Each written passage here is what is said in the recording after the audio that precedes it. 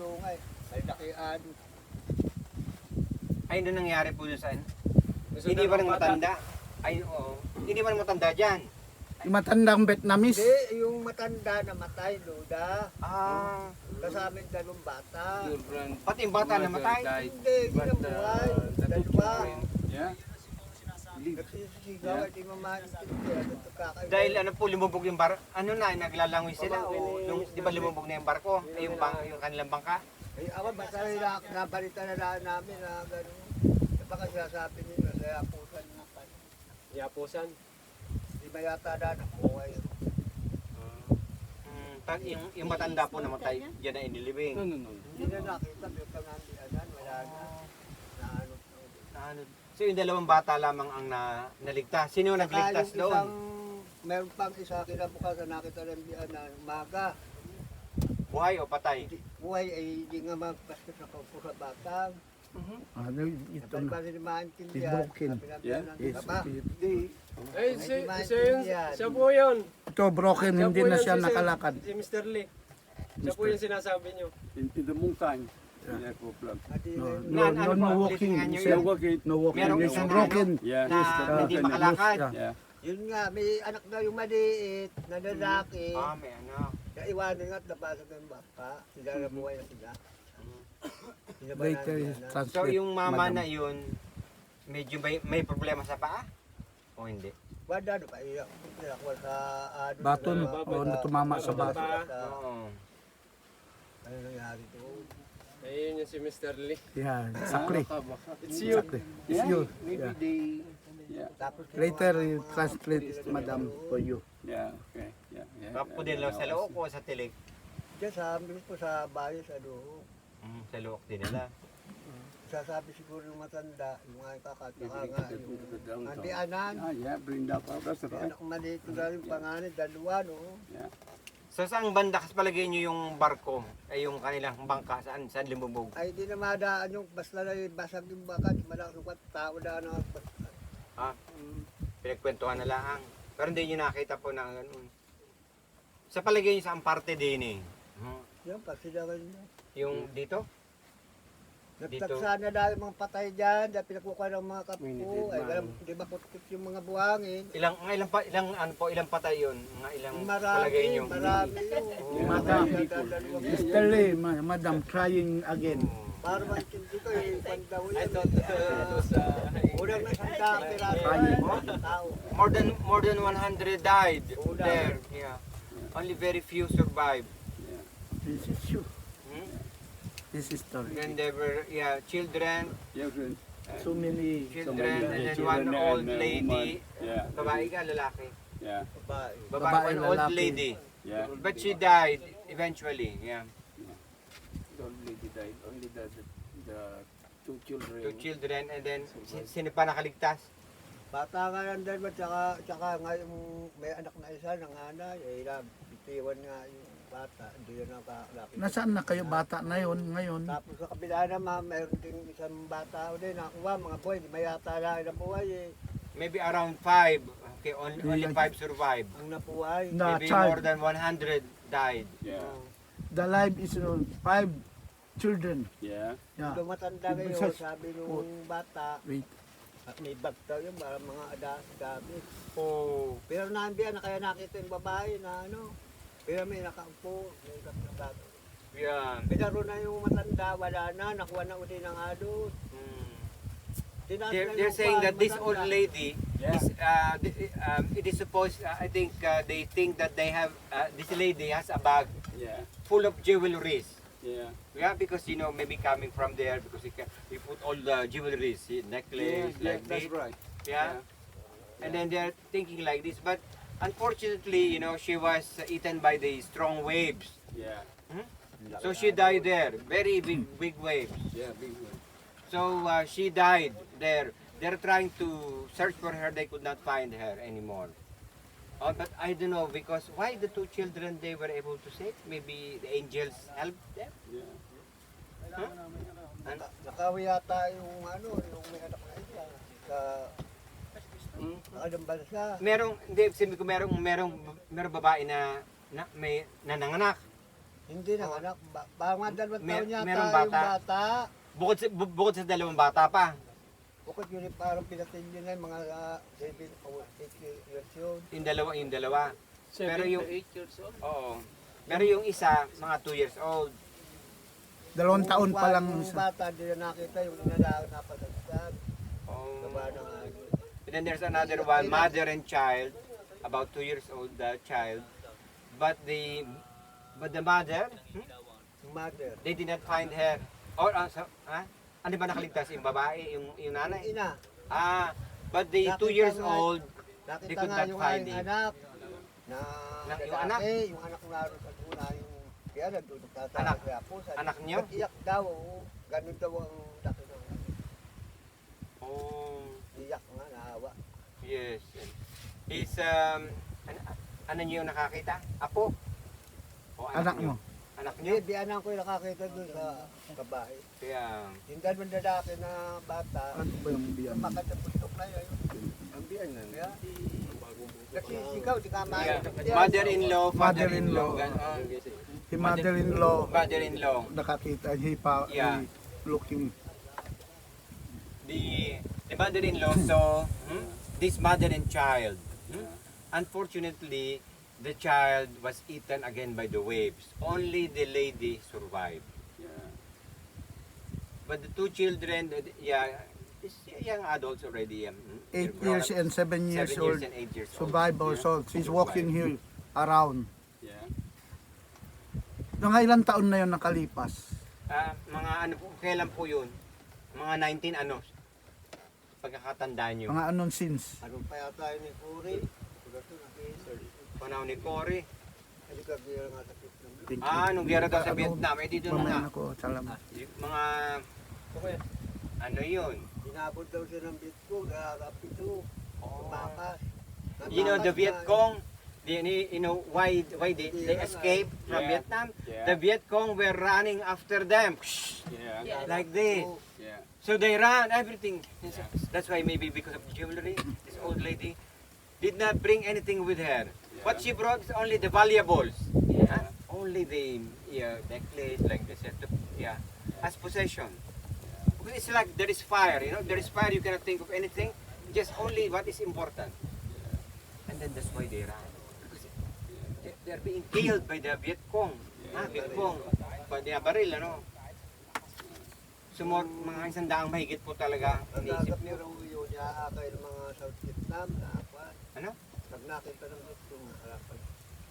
Yeah. Away, If the Viet Cong mag-aaway see sila them, North they, and South, eh. North and South, yeah. Okay, ang sa pang tanong po, marami po bang bangkang gano'n? Hindi lang yung sinisip nyo. May iba pa kayong nalaman. Dito nagsatit, dahil sa Binagan. Oh. Pero yung positive na, yung bangka niya dito na. Yun na, yung bangka ni si Mr. Lee. As in ito na. Saan banda po? Saan banda dito? Sa palagay nyo? Dahil sa may ano, dakar tatag mahabang buhangin. Ha? How do you call that? Mahabang buhangin. Mahabang Long buhangin. Beach. Dakaran yung tawagin. Dangkalan. Madaki. Dangkalan, mahabang buhangin. Madaki. Chard, halika, yung boatman natin, alam niya, patawag nga para, Oo kung nga, ano. para mas... Mahabang buhangin, alam mo yon? Tsaka dangkalan. Yung nga tangkarang mahabang buhangin pa. Dahil ba yung ano, may tangkarang munti, may tangkarang malaki. Yung mahabang buhangin yung malaki. So malamang po, ano tawag dito, hindi lang isang bangka, marami bangka ang lumubog. Marami yan, hindi na dito ang iba mga. Sa palagay niyo po, mga ilang bangka yung mga naririnig niyo noon? Ay, marami. Ang ganda sa may. Aabot mga 5, ganun. Hindi natin mabilang. O, may mga 10 kaya sa palagay niyo? Mga, Hindi lang. Ano pa dadatak pa ka, di ka doon kampon maliit. kasama ng iba. mga maliliit yun. So many Biruda. Mayor na si Biruda. Oh, Birola, oo. Pinsanin ko yung si Birola, yung sa Silangan yun eh. Kailangan sumisag mayor Oo. doon sa kingan doon sa may. Nagpunta nga kami dito noon po sa Tagbakin, grade 1 ako noon. Nagdadala kami pagkain sa mga Vietnamese. Doon dinala ni Mayor Biruda sa ano. So more than 10 boats were broken just in this area. So sa palagay niyo sa Bandaron talaga? Yeah, I think the area is over there. Dito meron din po ba? Hanggang sa puno yan. Actually, many areas. This Ditong area, boundary naman pagdating nila mga Vietnamese, nakalat ng bangka yes. nila. Because this area is facing the West Philippine Sea, Janice. That's why they scattered.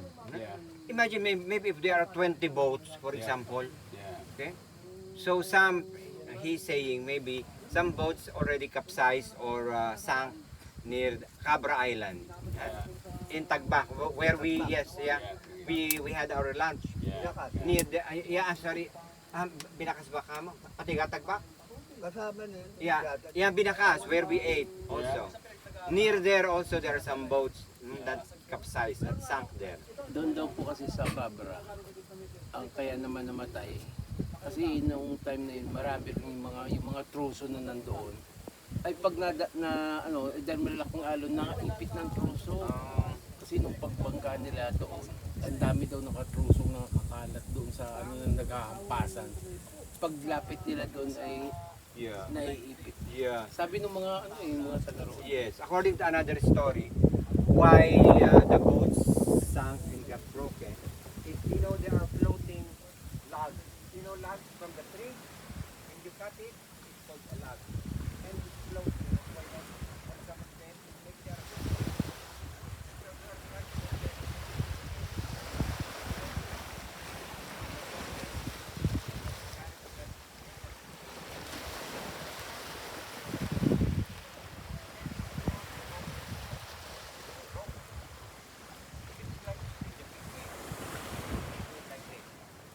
and then when they both hit, it capsized. Yes, probably by night. It's not really sometimes it's not only because of the wave, also because of the floating items, logs like this. So it is what he's saying in way back in Cabra Island. So he's saying is around this area, many boats were broken, many boats sank, many boats capsized.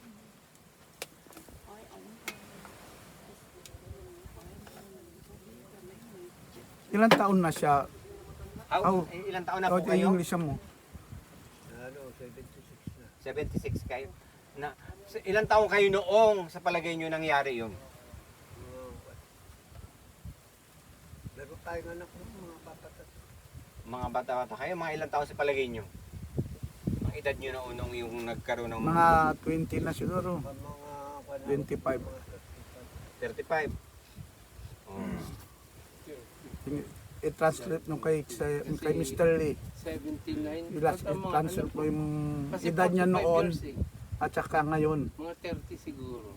Pakisabi kay Mr. Lee. Mga 30 po siguro kasi 79 eh. Ilan ang anak nyo? Bali po ito. Hindi, nung panahon na yon. Dalawa na kayo. Dalawa? Kasama Dalawa. na yan. Gaano kalaki ang anak nyo noon? Mga Ilang taon Oh, mo? para ilang taon na noon? mga kwan ng isa yung ay mga 2 taon, papa-4 na taon yung isa. Ilang taon ba kayo na nag-asawa? 30. Pero okay, di ganun. 30 plus 2. Mga So 32, between 32 to 34. Oo. Ay, gano'n na nga. Ay tama po yun. Sabihin mo Kung na mga 70 ano siya eh. Di tama. Mga 45 years kasi na mula nung nakaraan. Oo, yeah. 1979. So During that time when Mr. Lee. when it happened, Ah, Mr. Lee, when that happened, he was about 30 to 32 years old. Maximum 34. And then he had 2 sons, one, okay?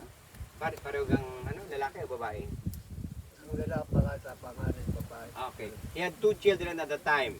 One is 2 years old, another one is 4 years old. So his age at that time is between 30 to 34 years. That's why he's saying that. Yeah. Ngayon, ilang taon na siya My ngayon? daughter is the same like it. Now you are 76. Yeah, my daughter is the same. Nakikita nyo ka po? Ha? Kita. Ang linaw, no? Ang kanya-kanya. Palibasa. Malinaw pa mata mo. Walang chemical mga pagkain. Mga ganyan nga. Nakita nyo ka? Yes, he's saying like that. He saw something like that, similar. Yeah, but Vietnamese. Pag nakita mo, sabihin mo agad Vietnamese. Kilala sila eh. Ngayon Ba't may nakita ka nung hindi pa nalubog? Meron ba dyan, pag ginagawa ng service ng lubag ng kuwan. Oh, meron talaga hindi lumubog, ano? Meron nakakapa. Marami rin pong ilan yung nakarating sa tilik. Oh, yun pala din. Pero may nakita ka mismo, ikaw mismo sa sarili mo. May nakita kang hindi lumubog. Na Hindi nandyan. ako nakita yung sinasakay ng mga tago-gobyerno na Ah, bangka. kung baka hindi nung may sakay pa. Wala, hindi pala kita sa matutulog. Ah, dahil nung pagkatapos na. Diyan, nagdidiyata sa mga bataan. What he's saying is that he saw something similar, the boat similar to that, but not with the Vietnamese inside. Already they were saved, they were rescued. Now this boat is being used by maybe the government helping. The police, you know, giving food. Coast Guard. Yeah, the Coast Guard giving food to the Vietnamese.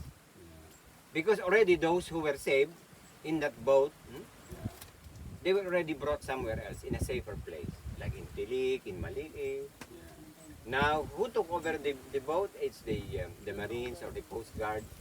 So the police, as what you say, who are helping, maybe giving food, yeah, putting them to safety. That's what he said. That's what he saw. Hmm? But when my boat is broken over there, I show the police about 40 people dead. On the shore, yeah, like this? Yeah, it's like 40. Yeah. Nung daw po nung lumubog yung kanilang bangka, mga about mga ano kung 40 daw pong katao nandiyan dito. Patay. Nakita nyo ga mga patay diyan nakalinya. Oo, yung kabila, hindi, ang nagkuhan siya, sina Orsil, yung Kaptusan Ubag, saka sina Arthur. Pero hindi mo nakita. Narinig mo lang. Hindi nakita namin kami nang ingista kung mga pukita. Nakita nyo. Pero hindi kayo nakalapit. May amoy na. May amoy na ga. Wala, mga bago lang. Bago. Pero nakita nyo nang nakalinyang gano'n. Yes. He saw, actually he was a fisherman then. Yeah. That's why he knows. Yeah, He was a fisherman, Yeah. and then he saw that you know those who died. Yeah. As what you are saying, they were put there, okay, along the shore. yeah, it's on the shore. Yes. Yeah, I was okay. I was asking him Yeah. if already smelling. Said no, fresh. Meaning they just died in the sea. Yeah. So the Coast Guard, they are retrieving them yeah. and putting them, the bodies, yeah, there lined up. Maybe to be picked up by Saan the kayo Coast nailibing Guard. yun? Sa paligid niyo po saan inilibing yun? Hindi, nilagay nila dyan sa walang buwang, mga bato. Merong lubo na malaki kaya? Nilagay nila sa lamatas. Saan banda kaya sa paligid niyo? Saan? Yun nga daw po sabi maraming mga Tawagin, ano minsan yan, kapag ka, yung- ano, marami pong nakikita mga skull. Anong pangalan niya? Yung mga Anong pangalan niya? Ano ba pangalan niyo ulit? Halimutan. Pangalan niyo ulit pala? Pangalan ng lugar. Hindi, kayo. Iban. Ang pangalan. Iban.